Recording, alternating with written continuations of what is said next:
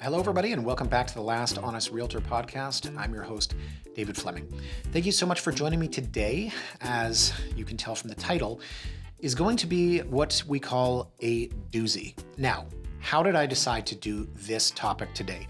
To be honest, I was looking at doing a podcast about when is the right time to enter the Toronto real estate market. Okay, well, that sounds boring and that sounds salesy, but what I ended up doing was planning for that topic, finding this one particular comment that I was going to examine, and then veering off into an entire different arena. I started to think about why people are so obsessed with Toronto real estate. Then I started to think about, why do people hate Toronto real estate? Why do they love to hate Toronto real estate? And then I started to think about the Schadenfreude, for those of you that speak German, the Schadenfreude that exists in Toronto real estate, which we will talk about. The real estate market in Toronto, since I've been doing this in 2004. It is all people talk about. I've often said that there are two things that dominate conversations in Toronto. There's the Toronto Maple Leafs and there's Toronto real estate. We have constant conversations about the market. There's the condo market, the housing market, the 416 versus the 905. People love to talk about crashes and corrections. I did a podcast on this based on a blog that I did. Crash, correction, recovery, fluctuation. People love to talk about that. Now, as I mentioned, today was going to be about why, or should you, let's say, enter the real estate market right now? And then I started off, which I've typically done, by looking at a funny comment to read. Now, for those of you who are watching this for the first time or skipped a few episodes, I decided that I want to be like Jimmy Kimmel's mean tweets, and I would read every week a funny comment or an angry comment off of YouTube that somebody wrote and pointed in my direction. I've done this a few times this year, although once I did it and someone re-commented and said, distasteful. So here's the comment that I wanted to read today. And this is the comment that I decided is going to shape today's podcast. Are you ready for this? This is it. Quote, "It's a crash. Stop the BS. It's just getting geared up. Why is this so hard to understand? People will be trapped in their homes for decades. People will lose their homes in abundance. People will never think to ever invest in housing again. It's just that simple." Thoughts? So some people watching this video are going to be like, yeah, no, I totally agree with that. That's exactly what's going to happen. And, maybe this podcast is for you. Others will think, well, that's a bit of hyperbole. And others will be like, well, that guy's just crazy. The point is, and no disrespect to this individual, the point is that I draw a parallel here, and I'm going to use myself, okay, as an example. A 6-year-old David Fleming. I like a girl. I'm 6 years old. I really don't know what to do with that. So the best idea I have is to throw rocks at her head and then push her off the top of the climber. Do you see where I'm going with this? Guys, we are obsessed with Toronto real estate, and I'm going to suggest that what it's done is made a lot of people angry. And as a society, we've created this narrative and this image and this shame that exists for those that don't own real estate. And don't even get me started on social media. I will talk about that later. So let me examine this comment. I'm going to pretend that I'm a psychologist. It's just that simple. Okay, that's a bit over the top. That's what you say when you're trying to shut down any argument to the contrary. People will lose their homes in abundance. Mortgage delinquencies are up. They're up massively, but they're up from an all-time low. And they're still lower. I think mortgage delinquencies as a percentage in Canada is what, 1/10 of the United States, if that. Stop the BS. It's just getting geared up. Why is this so hard to understand? This speaks to that anger I'm talking about. There is anger here. And listen, my example of me being 6 years old pushing a girl off a climber that I like, I'm just saying that sometimes you do the opposite of what might seem like what you should do. If you want to own a home and you really like to own a home, but you can't, you're probably going to lash out. And I believe that's what comments like this are. And I am not blaming anyone for that. In fact, if I was this individual or I was individuals like him or her, the people we're going to discuss today, I would hate real estate too. Because we're going to talk about the image. We're going to talk about the real estate agents. Yes, I'm going to slag real estate agents. And then we're going to talk about what we've done as a society to effectively shame the young people that can't afford to buy. So people will be trapped in their homes for decades. People will lose their homes in abundance. don't you feel like maybe this person's kind of hoping that might happen? And that's the sort of, misery loves company. Listen, there's a lot of great people in the entire world. There are people that, oh, that's good for you. Congratulations. I'm so happy for you. But then there's the ultimate reality, which is that if you push people far enough, this is the reaction that they're going to have. So I want to make a point about a comment like this. And in case this isn't abundantly clear, no one who owns real estate says that.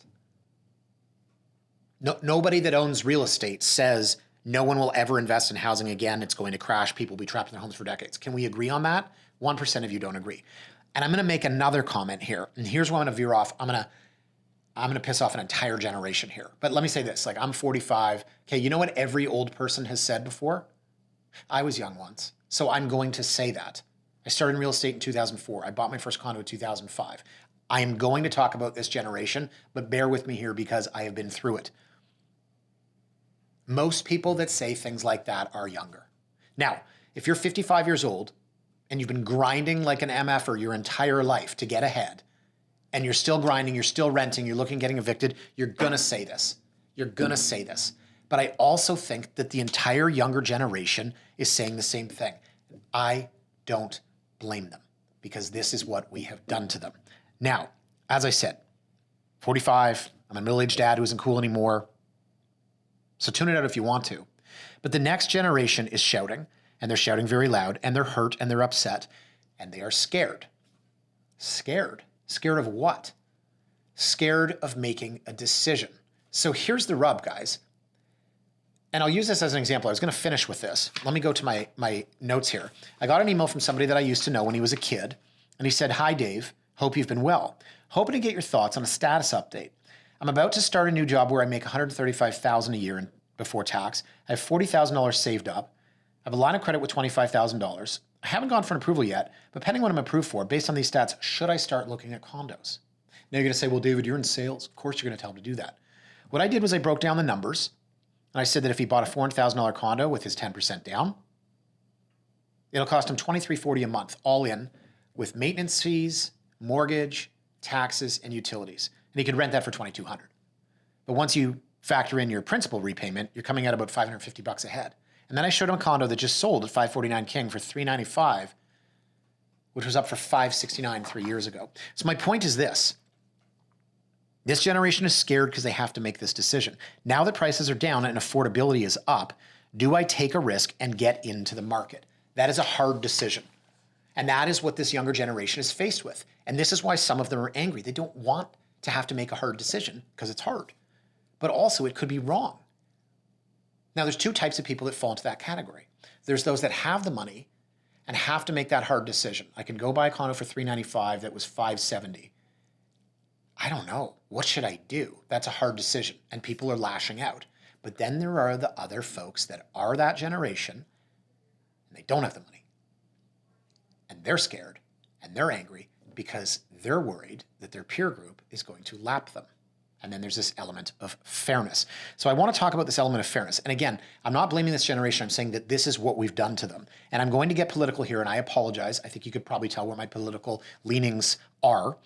But not to name names, but we did have this prime minister for years that, God, it's so funny because you look at the world today and you're like, wouldn't it have been great if we had like a really strong, aggressive leader for the 10 years instead of doing all the stuff that we did? But you have this leader that tells an entire generation that they're special, they're unique, and they're important. You can have anything, you can do anything. Now I'm going to sound my age.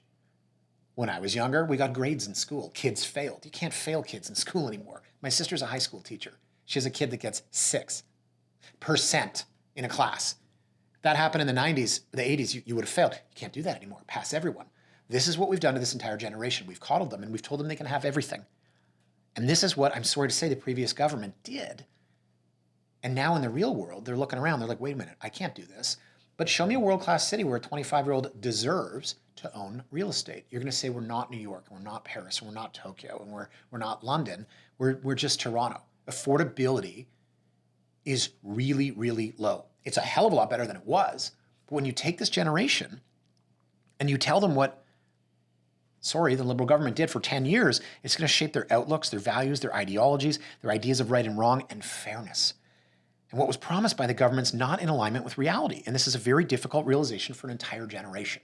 Because if you look now and you say the cost to build a condo in Toronto is $1,000 a square foot, this generation is screaming online saying this should cost $400 a square foot. It doesn't make sense. It's not an economic reality.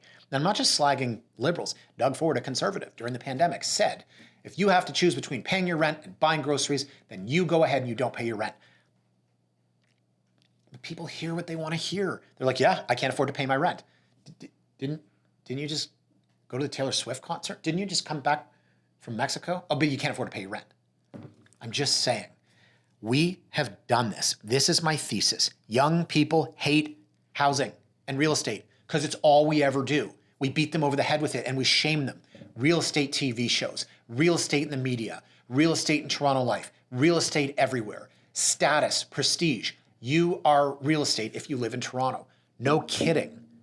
This generation is so tired of it already. Real estate's a sport in Toronto. It's a sport. It's all people talk about everywhere. And then when you get into the social media generation, look, 1998, I was downloading MP3s on Napster, okay? I was sending messages on ICQ. I think I know my way around the internet. But guys, this is the first generation that's growing up online. So I'm going to sound like a curmudgeon here. My first real estate photo in 2004. I had porcupine slick hair. I was wearing a powder blue tie and a powder blue shirt, triple pleated pants, leaning against a wall, okay? But you know what I was, or at least I tried to be? I tried to be professional because I thought real estate was a profession, and it is. I know a lot of you hate real estate and real estate agents, and deservedly so. But to me, it's a profession, and you should act professionally. Now, let's say that you're in your 20s.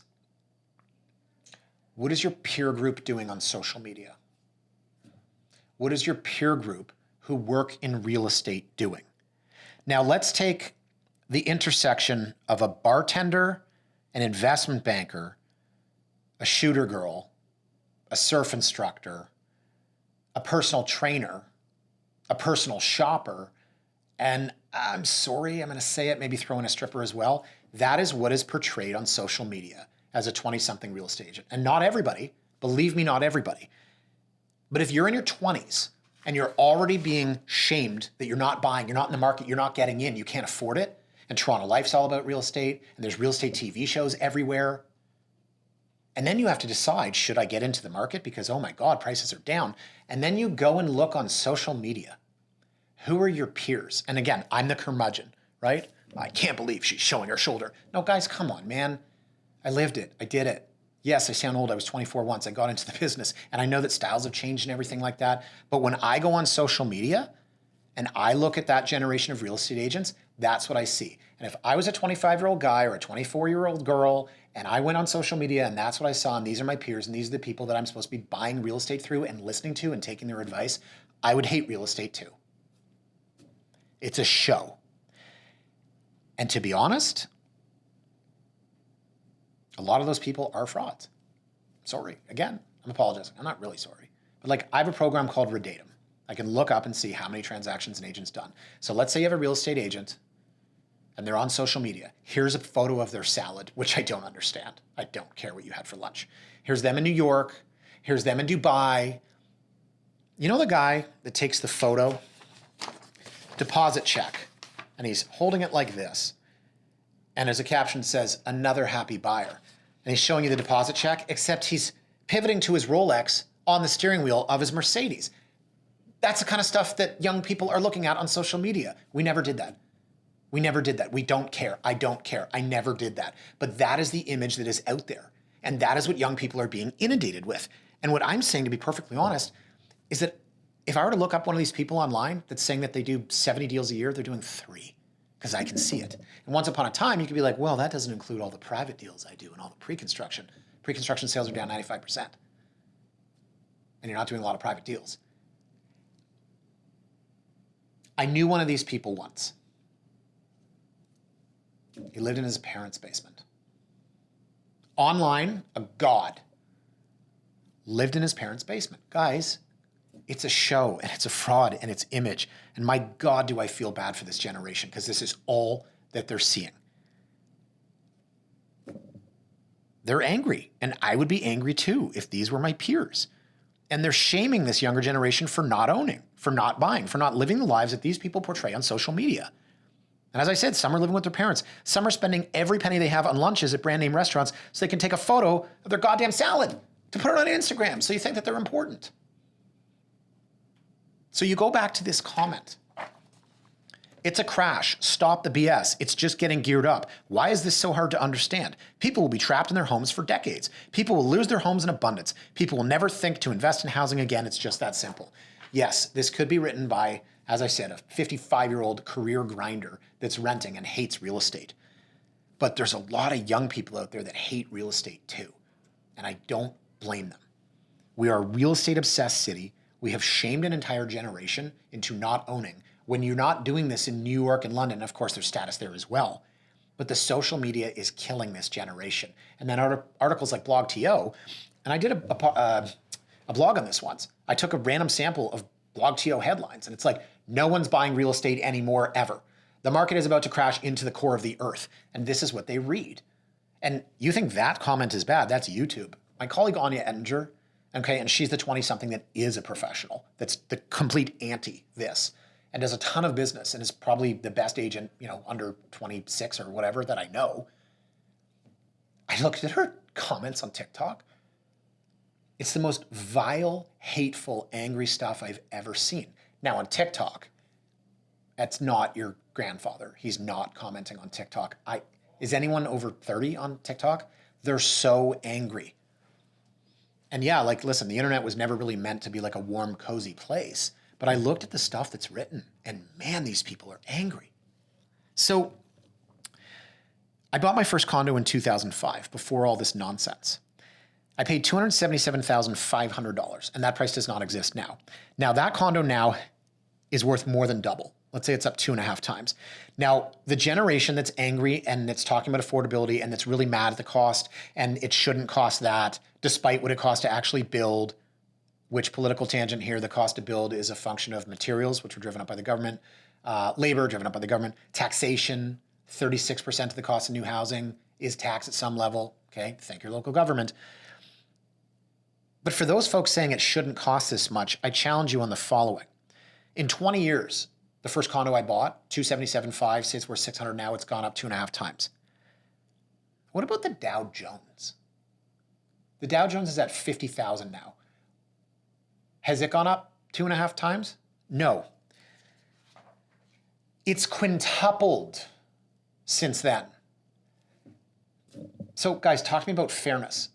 Oh, that shouldn't cost 600,000. That's not fair. I can't afford it. And talk to me about the level of anger that exists in online comments and people that are watching this and they're going to jump in the comments section, right? And the best thing they have to say is, what do you know? You sell real estate. Well, you need to sell because you make a commission. I mean, the whole last honest realtor thing, yeah, it sounds really cocky and everything. It's because I want to have these discussions. I want to challenge people on this. Give me some evidence to the contrary. If you're going to tell me how no one will ever invest in housing again. So over the last 100 years, let's see, the stock market, gold, real estate, it's one of the best investments ever on planet Earth. Maybe it is, predates the stock market. Maybe real estate is the single greatest investment in the history of planet Earth. Maybe some other planets too that I don't even know about. People will never think to ever invest in housing again. It's just that simple. This is what's online. This is not just online. This is in the minds of, I don't know, a quarter of Torontonians. And I'm trying to ascertain why. And I believe that it is anger. And I believe it is everything that we talked about, the real estate obsessed world, the younger generation that we've absolutely shamed and crucified. Now, I go back to my point about fairness and the point about having to make a hard decision for this generation. When I say that my condo that I bought 20 years ago, I sold it obviously a long time ago, it's gone up 2.5 times. The Dow Jones has gone up 5 times. Talk about fairness. I mean, it seems like a relative discount to other investments. But the hard decision that this younger generation is going to have to make is at the precipice right now. Here's a comment that someone wrote on my blog. 10 years from now, people who bulk purchase condos right now at deep discounts will be viewed as geniuses. Right now, everyone thinks they're crazy to do that. People are weird in that way. The herd instinct is very strong in us. The herd instinct. Yeah, I agree. I want to go off on a wild tangent. Juries. To get 12 people to agree on anything is impossible. You can't get 12 people to agree on anything. You can ask 12 people if the earth is flat. I mean, people are not going to agree. The idea in a jury of 12 people agreeing is absolute nonsense. And commenting, now he thinks he's a lawyer. My dad was a trial lawyer for 42 years. And one thing he told me was that there are 2 people out of 12 that decide the outcome. And eventually that's whittled down to 1. The strongest person in that room decides the outcome. When you take an initial vote and it's 8-4, those 4 people are going to change their minds. Now, maybe if the strongest is on the 4 side, the other 8 will change their mind. But at the end of the day, you can't get 12 people to agree. Those people just cave. And that speaks to the herd mentality that we're discussing. And I think now the herd mentality is the market's going to go down, the market's going to go down. We're going to talk about Schadenfreude. And I think what this blog commenter is saying is true. Another commenter says, but I guess you could just do what everyone does and wait until prices are high again, then buy. Another comment, be fearful when others are greedy, greedy when others are fearful, buy low, sell high. So I mentioned a couple weeks ago in a podcast that there are institutions, there are real estate investment trusts, there are groups that are buying up bulk condos at a discount. June 18th, 2025. So we're talking 3/4 of a year ago, there's an article, Smelling a Bargain, and Investors Look to Buy Leftover GTA Condos. A quote, we're seeing people show up out of the woodwork. I've had various bulk buying offers, says a president of Baker Real Estate. Quote, I've had everything from projects that want to move 77 units to ones that want to move 7. Depends on each developer. Okay, and the blog commenters here are saying, yeah, that's the time to do it. But if you're a young person, or if you're in that herd of, hey guys, don't buy, the whole thing's going to crash. I mean, this isn't GameStop, right? We all saw the movie. I remember following it live. This is not that. It's just, excuse me, hit my mic. I was so angry. This is different. And so this was in June of 2025. That was 8 months ago. And a hater is going to say, oh, that worked out really well. All these condos are down in price. These people aren't day trading real estate. And the herd mentality and the GameStop thing, ironically, the GameStop thing, if you watch the movie, it ended because 2 people that owned Robinhood, the trading site, they were in cahoots with, long story short, go watch the movie, but it could have ended very, very differently. So I'll say this, the comparison to real estate, it's not the same. The herd mentality is not the same. It's a bigger investment. You can't buy it and sell it with the click of a button. And I agree with what this commenter says. If you're looking at a 4-year, 5-year timeline, which is how long I was in my first condo for, 5 years. So February 4th, 2016, as Toronto condo sales flounder, one group is betting big and buying up units in bulk. I discussed this in my previous Last Honest Realtor podcast. Private equity and investment funds are betting things will turn around in a few years, a sign the market may be at or near the bottom. Now, we discussed this last week. People are making predictions on this recovery. Nothing's being built. People think the recovery will be in 2030, 2031. And all of this stuff is starting to get written. And people are starting to read it. And that herd mentality that we talked about, right? All those people pushing GameStop years ago, let's get together. There's a huge online movement and a huge online community, whether it's comments on BlogTO or people being nasty and commenting on Anya Ettinger's TikTok or people commenting on my YouTube, people saying, don't do it. Don't do it. The market's going to continue to crash. Half of those people want it to crash and continue to go down because they can't afford it and they never will.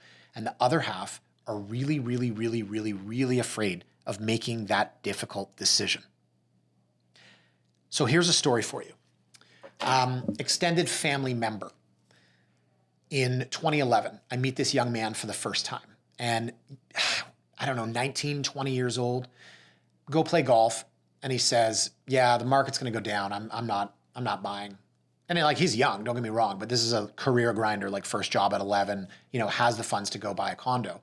A year later, 2012, we're on the golf course. Yeah, man, real estate market's going to go down. But it went up last year. Yeah, condo market's going to crash, man. I'm not doing it. Okay, cool. 2013. Yeah, look, dude, it's going to get worse. 2014. Hey, I bought a place. Oh, but I thought the market was going to go down. And then he said those things, those 3 words that are so difficult to say. You would never say it anonymously online because you don't have to. You can be whoever you want. Those 3 words. I was wrong. That's what he said. And he bought a condo And he ended up selling it for double 7 or 8 years later and, using that to go buy a house. My point is he admitted his mistake. He didn't go down with the ship. And there are a lot of folks out there that are going to do that. And I get it. It's a very difficult decision. Listen, when I bought my first place, I was sweating buckets. I couldn't believe I was doing it. It was different, 277, 500. You're going to be like, well, David, no one does that today. Okay, but it was also 20 years ago, right? And that's gone up 2.5 times, but the Dow's up 5x. So all things are relative. But there are a lot of folks that could get into the market right now. They're scared. They don't know if they want to. And they're going to find their people. Their people are saying the market's bad. It's going to continue to go down. Their people are saying no one will ever invest in real estate again. It's just that simple. And one more thing that's going to make me sound really ageist here. I gotta do it. I gotta draw this comparison, guys. Michael Jordan versus LeBron James. So if you're not a sports fan, hear me out. If you have no idea who these two people are, hear me out. And if you're a LeBron James fan, hear me out. People like to talk about who's the best basketball player of all time, LeBron James or Michael Jordan. It is hysterically, pathetically comical that anyone could ever opine that LeBron James is the greatest basketball player of all time. Michael Jordan won 10 straight scoring titles. Take out the year that he took off because his father was murdered, and his rookie season, and then the nonsense with the Wizards. He won the scoring title every single year. Michael Jordan went to 6 NBA finals and was 6-0 and won the MVP 6 times. LeBron James went to 10 NBA finals and won 4 of them. Michael Jordan is a killer. LeBron James is a loser. And LeBron James changed basketball forever by turning it into soccer because he constantly falls over, flops, pretends to get hit. Go to social media, go online, you can see it, it's everywhere. He also changed the game in that now every player is a prima donna. And don't get me wrong, Michael Jordan's a terrible person, okay? Guy's not a good dude. I'm not saying that. But he's the best basketball player ever. And LeBron James changed it so that every guy's a prima donna. Every guy can say, I don't want to play anymore, trade me. Trade 10 first-round picks. And then you move to that team who rearranged their entire next decade, and then you're like, I want to trade again. LeBron James ruined basketball. It's unwatchable. Everyone travels. Guys run down the court. Everyone falls over. Everyone wants calls. But like his longevity is amazing. The guy's what, 42? He's not the best basketball player of all time. You know why people say he's the best basketball player of all time? Because they're young. Because they want it to be theirs. I would say 95% of the people that believe he's the best basketball player of all time are under 35. They want something to be theirs. This generation wants it to be theirs. They don't want to hear about my generation. They don't want to hear it. Well, back in the day, they don't want to hear it, and I don't blame them. It's probably the same when I was younger. I didn't want to hear it. But this example, and again, tell me I'm wrong. I know a lot about sports. That sounded so ridiculous. I cannot believe the debate. And my wife's cousin, who is the biggest basketball fan I've ever met in my entire life, 1,000% on board with this. And he's in that generation. But guys, this generation wants something that's theirs. And it's a real estate crash. It's no one buying real estate. It's hating on real estate. And it's wrong. Just as this generation wants to say that LeBron James is the greatest basketball player of all time when I don't even think he's in the top 5. And I just hate the carnival that he has created. Go online and, anyways, I'm not even going to rant about it. Just look at, you won 4 championships. You were there 10 times. Michael was 6-0 and he won the NBA Finals MVP 6 times. So the analogy there, whether you're a sports fan or not, is that I understand that generation trying to say that that's ours. You grew up, you watched him, you want him to be the best ever because it's yours. It represents you. And by the same token, I think this younger generation wants something that's theirs as well. My generation made a killing off of real estate, an absolute killing. I was born at the right time. I really was. I just fell into it. I was born in 1980. I bought a condo in 2005. Hey, it's the right time. It's not fair to the next generation. Timing is everything, and it sucks, and I get that. And it's part of the reason why they're so angry. Now, I talked about the Schadenfreude. There's an article, September 8th, 2025. In Toronto, cheering when homeowners sell at a loss has now become a spectator sport. Is that a bad thing?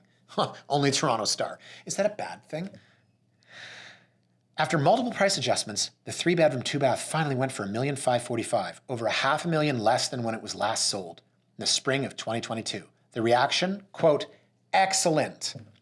This was just one of many of the nearly 5,000 members of a group on Reddit, an assortment of niche online communities with their own discussion forums and subcultures called HouseSigmaBlunders.com. In a cooling GTA real estate market, tracking losses has become a spectator sport, with social media groups like this one speculating about and sometimes even cheering when a home goes for less than what it was bought for. Yeah, no, I get it. I get it. I get it. Misery loves company. I get it.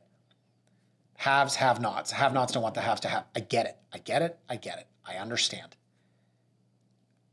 I mean, it's not a good thing. It doesn't make them great people. The internet's full of a million things worse. We're talking about a subreddit of people cheering, real estate blunders. Okay, on Reddit, there's, people trying to blow up the world. I get it.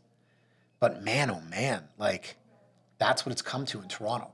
People love to hate real estate.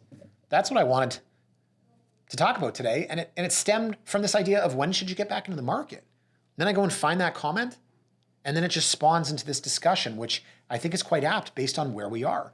Because the positive way of looking at this would be, oh my gosh, this is such a great opportunity for this generation to buy. But there's so much negativity around it. My assumption, when we see a comment like that, can I read it one more time? I've read it so many times. You ready for this? Last time. It's a crash. Stop the BS. It's just getting geared up. Why is this so hard to understand? People will be trapped in their homes for decades. People will lose their homes in abundance. People will never think to ever invest in housing again. It's just that simple.